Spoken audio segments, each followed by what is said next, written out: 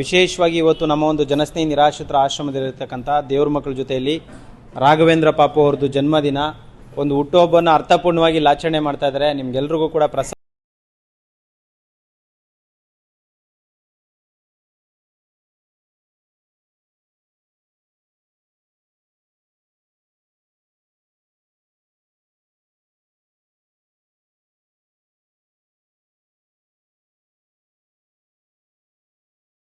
ಯಾವಾಗಲೂ ಒಬ್ಬರಿಗೆ ಒಳ್ಳೆಯದನ್ನೇ ಬಯಸುತ್ತೆ.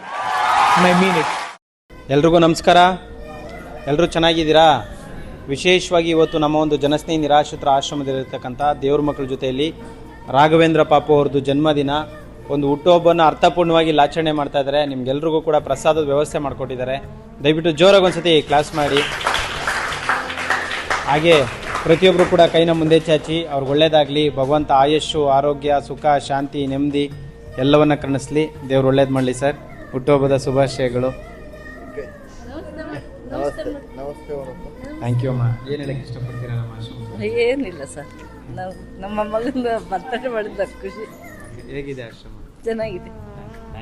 ಥ್ಯಾಂಕ್ ಯು ಅಮ್ಮ. ಒಳ್ಳೇದಾಗಲಿ ನಿಮಗೆ, ನಿಮ್ಮ ಕುಟುಂಬಕ್ಕೆ ಭಗವಂತ ಒಳ್ಳೇದು ಮಾಡಲಿ. ಇಲ್ಲಿಗೆ ಬಂದಿದ್ದಕ್ಕೆ ಇಲ್ಲಿರ್ತಕ್ಕಂಥ ಎಲ್ಲ ದೇವ್ರ ಮಕ್ಕಳ ಆಶೀರ್ವಾದ ಸಿಗಲಿ.